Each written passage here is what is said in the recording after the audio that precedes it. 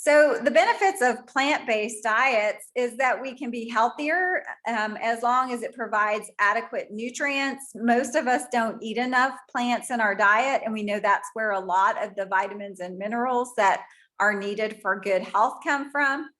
It also can help to reduce blood cholesterol levels and inflammation. We know that eating a high amount of animal-based foods, especially those that are high in fat or fried or convenience foods, can cause our blood lipids or the fat in our blood to raise in levels, and also can cause inflammation. It also can help lower our risk of obesity, heart disease, stroke, hypertension or high blood pressure, type 2 diabetes, chronic bronchitis, gallstones, and kidney stones, because we are getting more nutrients, eating less calories, and eating less fat.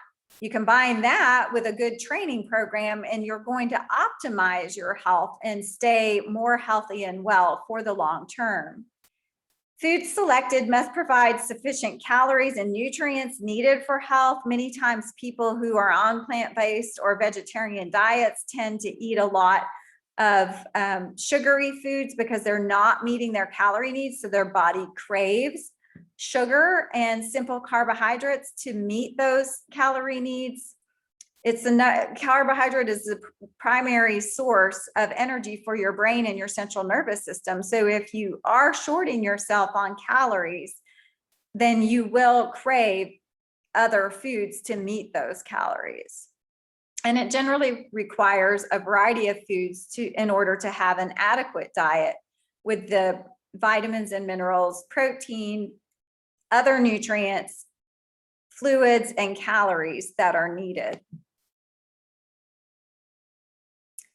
So this just shows you a plant-based plate that includes all of the needed nutrients for good health. So overall, we should be having about 5 or more servings of legumes, nuts, and other plant-based proteins per day. So that's about 5 ounces or more of those foods. Vegetables, 4 or more servings per day. Those can be about a half cup to a cup, depending on if they're cooked or raw. Again, you can go to CHWC in order to find those serving sizes. And they also have a section for vegetarian and plant-based diets. Fruits should be 2 or more servings, again, half cup to a full cup, depending on how they're prepared and if they're raw. You also do need some fat and oils in your diet, 2 or more servings per day. Serving sizes depends on what the format of that fat is. Is it butter? Is it oil? Is it salad dressing? So again, look for those serving sizes on ChooseMyPlate.gov. And sweets are allowed as well. We can eat sweets in moderation. All foods can fit in a well-balanced diet. And then grains, 6 or more servings per day of primarily whole grain. Grains are recommended, but those would also include cereals and other grain products. So again, if you are following a strict vegan diet or you are going more towards a plant-based diet, you do need to make sure that you're getting adequate vitamin B12, vitamin D, calcium, the essential fats, the omega-6 fats are the nutrients that are most likely to be lacking. They can be supplied by fortified foods and supplements, but if you are on a strict vegan or very strict plant-based diet, you might want to work with a registered dietitian for dietary assessment and planning to make sure that you are meeting all of your needs. And this just shows you the amounts of those key nutrients that are needed by vegetarians daily. And again, you can work with a registered dietitian to make sure that you are getting those amounts in your diet. Here are the RDAs and the different nutrients that are needed, and kind of gives you an idea of what some of the foods are that contain those nutrients. So for example, rice dream or soy milk has some B12, vitamin D, and calcium. If you move on down, you see that algae and DHA fortified juice can contain some DHA. So just looking to make sure that you are getting a source of all of those needed nutrients every day, or talk to a registered dietitian. Here's a handout from USDA, Healthy Eating for Vegetarians, 10 tips for vegetarians that you can easily find on CHWMyPlate.gov and download for yourself. But number one, think about protein, bone up on calcium, make simple changes in order to be able to fit a plant-based diet into your lifestyle. Enjoy a cookout where you can grill vegetables and other foods together. You can use soy burgers or other meat analogs that are vegetarian. Include beans and peas. Try different veggies. There's a whole host of vegetables out there that many people have never tried. I've often had my clients pick a new vegetable or fruit every week and go online to find a recipe to prepare that new vegetable or fruit, just to get them to try new sources of plants. Make small changes at restaurants so you can request fruit instead of whatever the side may be, if it's French fries or other foods that you want to have a more healthy option. Nuts make great snacks. Get your vitamin B12. We've talked about some sources for that are plant-based. And find a vegetarian pattern for you. So again, you can go to CHWMyPlate.gov to find a vegetarian pattern that will meet your nutrient needs. These are some healthy vegetarian eating patterns for and recommended amounts. They aren't that easy to see, but you can find them in the resources that are listed at the end of this presentation. You can also contact me if you would like to work with a registered dietitian. I can set you up with someone who does counseling with athletes.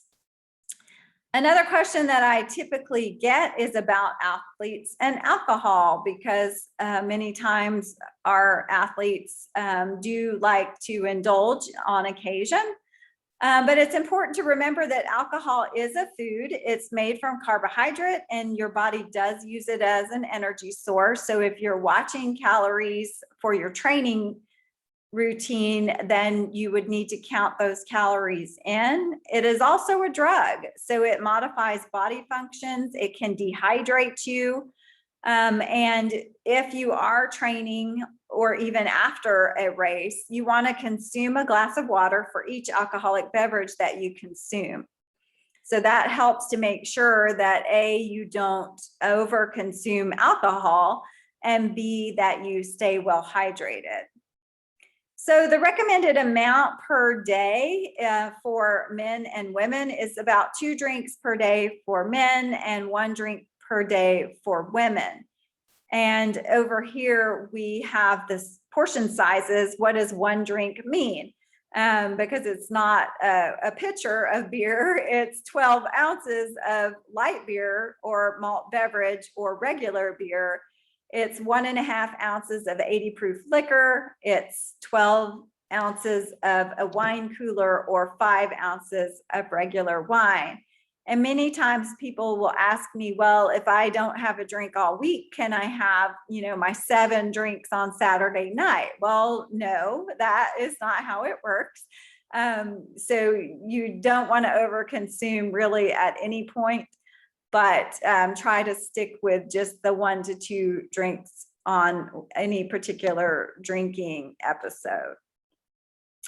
So here are the resources that I've talked about and some additional ones that I've added for you if you are interested in a plant-based diet, which is what we teach in our Lifestyle Health Sciences program at UNT Health Science Center.